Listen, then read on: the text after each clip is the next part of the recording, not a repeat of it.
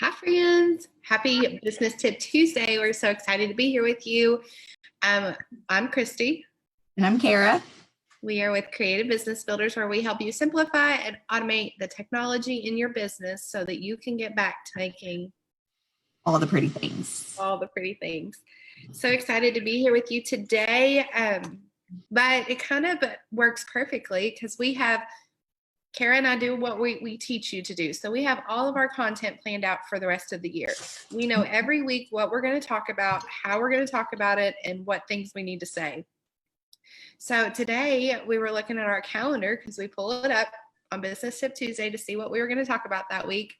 And today we're talking about simplifying, which fits perfectly because we're going to talk about repurposing content. Yep. And it's seriously, okay, guys, let me get on my soapbox for half a second. Why would you come up with brand new content all the time when only 1% to 10% of your audience actually sees your content that you post? Okay, so you're going to come up with all new content for that 1 to 10%, whatever Facebook algorithm is that week. For them to see your stuff. No, use the content that works. Use the stuff that gets great interaction, because at the end of the day, even if I interact with a piece of content that someone shares and they share it again in 6 months, I'm not going to remember that A, they were the ones that shared it. All I'm going to remember is that B, oh, that was a great idea. I wanted to do that. Mm-hmm. Yep. And we as business owners think that we have to be always in the new. We have to be talking about, we think in our heads that people think, oh, they talk about this all the time. Oh, they say this all the time. Oh, this is all they talk about. No, that's not what people that are consuming your content think. They're like, oh, they're an expert in XYZ. If I have this issue come up in my life, I'm going to go to them first because they're going to talk about it at some point. Yep. They don't think that we're repeating ourselves over and over again, although we feel in our heads, in our brains, that we're repeating ourselves over and over again. It's not the case. That's right. And point in example, this morning I opened up my Facebook business page. I had someone commented on a video, so I clicked to see what they commented on.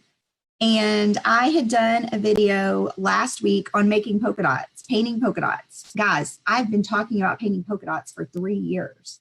For 3 years, I've been teaching you the same way to paint polka dots.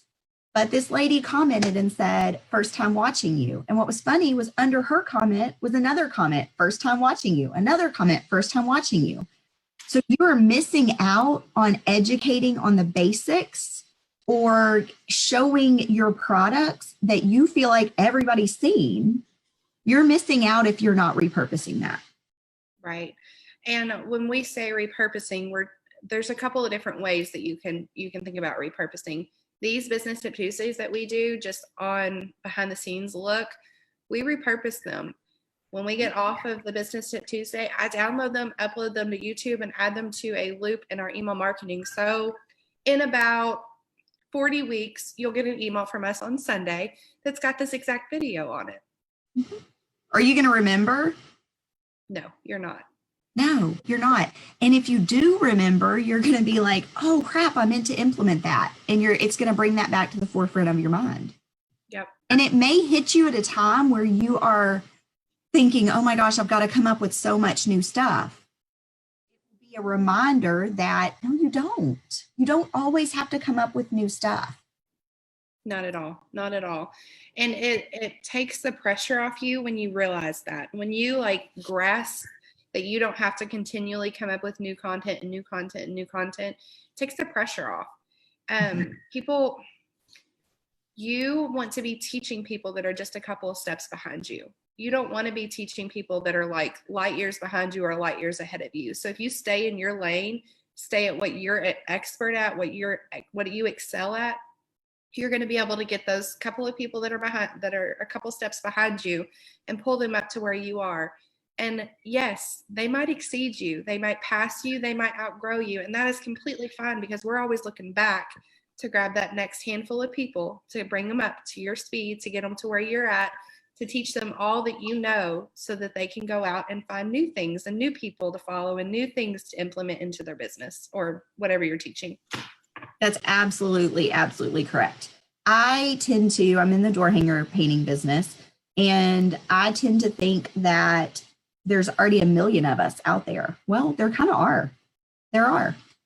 But this morning I have an ad running with a freebie that people can download. It's a workshop.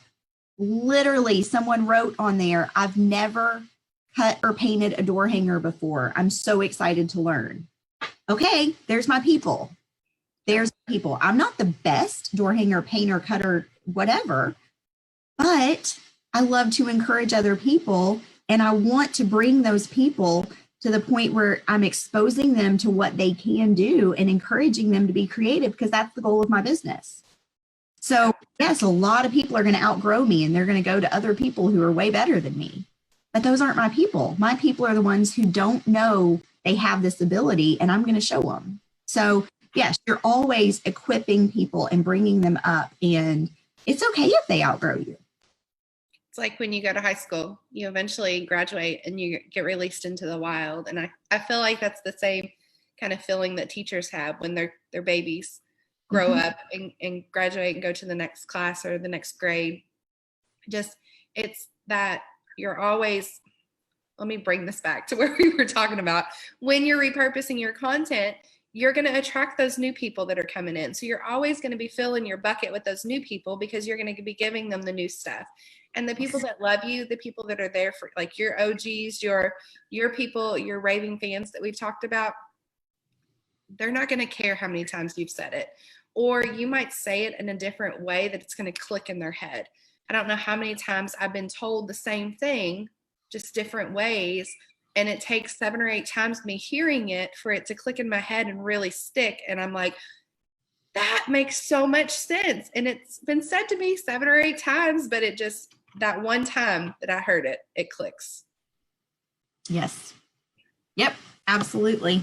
So repurpose your content, find good stuff and use it. Use the stuff that's working. Don't think that you have to always be creating new. Yes.